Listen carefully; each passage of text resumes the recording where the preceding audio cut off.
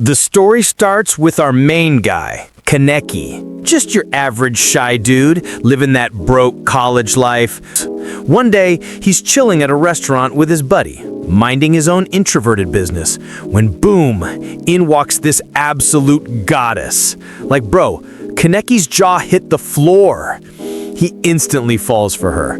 And guess what? She's reading the same book as him. Our man keeps sneaking glances, and when she actually smiles at him, oh boy, man's heart went boom boom.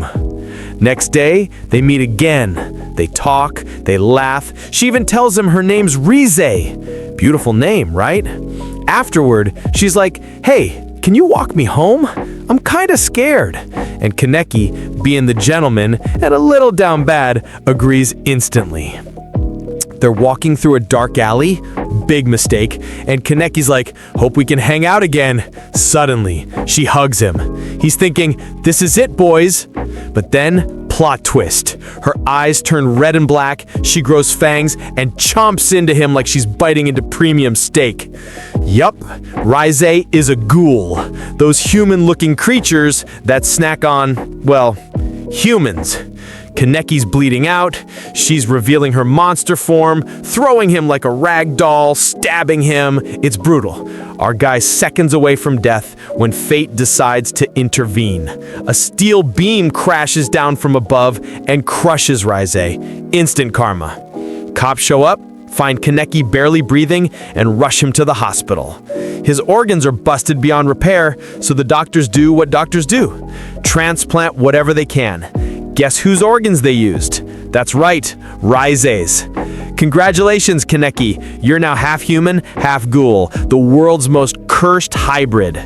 He wakes up later, Doc tells him he's fine, lies. Kaneki goes home, turns on the TV, and hears about ghouls again. How they can only eat humans, and how normal food tastes like trash to them. So what does our boy do? He grabs some food to test it out.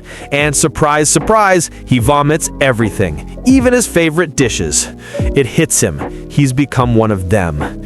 He looks in the mirror and his eye turns red. He freaks out, grabs a knife, and tries to stab out the ghoul parts, but the knife breaks. Man's officially built different now. He stumbles outside, starving like crazy, and suddenly he smells something amazing, like his mom's cooking. He follows the scent, and oh no, it's a ghoul munching on a human corpse. Kaneki's horrified. That delicious smell? It's human flesh. He falls to his knees, crying. The ghoul, being oddly chill, offers him a piece. Here, bro, we're the same. Kaneki refuses, but another ghoul shows up and kills the first one on sight. The new guy grabs Kaneki by the collar, accusing him of trespassing, and is ready to end him right there. Then, bam! A ghoul girl named Toka shows up. She's fierce, and she tells the guy to back off. He ignores her, attacks, and she one-shots him like it's nothing. She turns to Kaneki and says, if you're hungry, take it. He hesitates, yelling, no way! I'm human! But inside, his instincts are screaming, eat it. Toka's had enough. She forces the meat into his mouth. Kaneki's like, don't treat me like a monster. She's like, then stop acting like a baby. She beats some sense into him, literally. Then an old man shows up, breaks it up, and offers Kaneki a cup of coffee. Kaneki takes a sip, and shocker, it tastes good. The old man explains coffee's the only thing ghouls can actually enjoy. Still won't fill your belly, but it won't make you puke either. He gives Kaneki some meat for emergencies. Kaneki's grossed out, but takes it. Turns out, the old man runs a cafe called Anteku, a front for ghouls who live peacefully among humans. Toka works there too. They all keep things low-key, drinking coffee instead of blood, you know, normal stuff. Kaneki tries to adjust to this double life. Half ghoul, half human, but he's constantly struggling. Rize's voice haunts him, whispering dark thoughts, tempting him to give in. He almost does, but his friend calls just in time and snaps him out of it. Next day, he's back at school, pretending to be normal, but watching his classmates eat lunch feels like torture. Then he meets a new guy named Nishiki, who looks oddly familiar. Turns out, he's the same ghoul who attacked him earlier. Small world, huh? They act friendly for 5 minutes before Nishiki suddenly attacks, beats Kaneki's friend, and mocks Kaneki for trying to act human. Kaneki snaps. Literally. He unleashes his Kagune, that red ghoul tentacle thing, and goes berserk, beating Nishiki to a pulp. It's bloody, intense, and for the first time, Kaneki looks truly terrifying. He almost eats his friend afterward, tempted by Raise's voice again, but Toka shows up just in time to knock him out. When Kaneki wakes, the old man tells him his friend is okay, but Kaneki realizes he's eaten human flesh unconsciously. He breaks down in tears, realizing he can't live among humans anymore. The old man comforts him, saying, "You're both human and ghoul. You can belong to both worlds." Kaneki joins the Anteku Cafe crew, learning to survive the right way. Meanwhile, the government's CCG starts cracking down on ghouls, sending investigators to hunt them down. Kaneki trains, learns to control his hunger, and even manages to nibble human food without gagging. Sort of. The cafe people teach him how to collect bodies of suicide victims instead of killing. Dark, but it's survival. Time passes, and Kaneki meets Tsukiyama, a charming, classy ghoul who's suspiciously polite.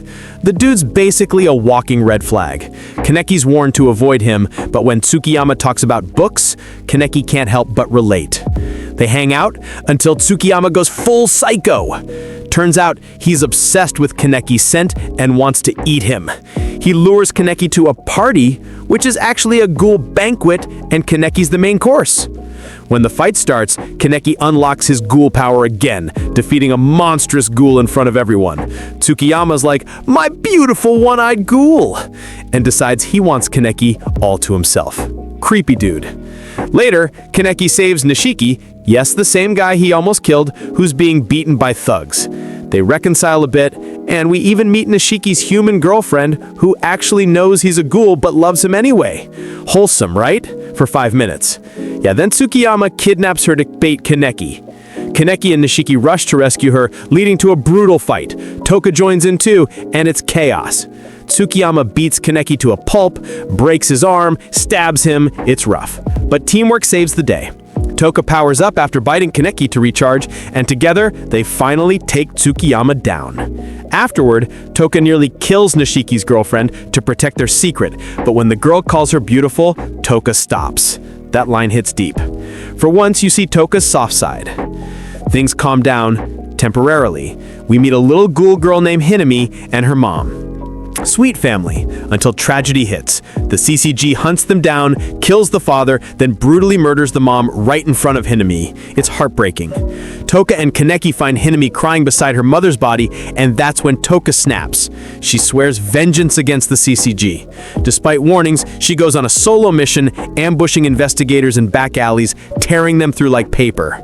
But her rage gets her cornered. The main investigator mocks her, taunting her with the mother's Kagune, which they've turned into a weapon. Hinami arrives, sees her mother's remains being used like a trophy, and something inside her just breaks. She unleashes her own Kagune, more powerful than anyone expected, and destroys the man who killed her mom. Kaneki, meanwhile, fights the other investigator. He tries to reason with him, saying humans and ghouls both kill out of fear, that there must be peace. But the investigator calls him a monster. Kaneki defeats him, but refuses to kill him, showing mercy even when he's starving. It's tragic, emotional, and poetic, the moment Kaneki truly becomes the bridge between both worlds. But it ends darkly. Overwhelmed by hunger and guilt, Kaneki loses control again and accidentally kills someone he cared about, his co-worker who was just trying to help him. The investigators mourn their fallen, the cafe mourns theirs, and Kaneki is left torn between two lives, wondering which side of himself will win. And that is just part 1, because trust me, you haven't seen anything yet. When Kaneki finally embraces his ghoul side, oh boy. Until then, case closed, but the mystery continues.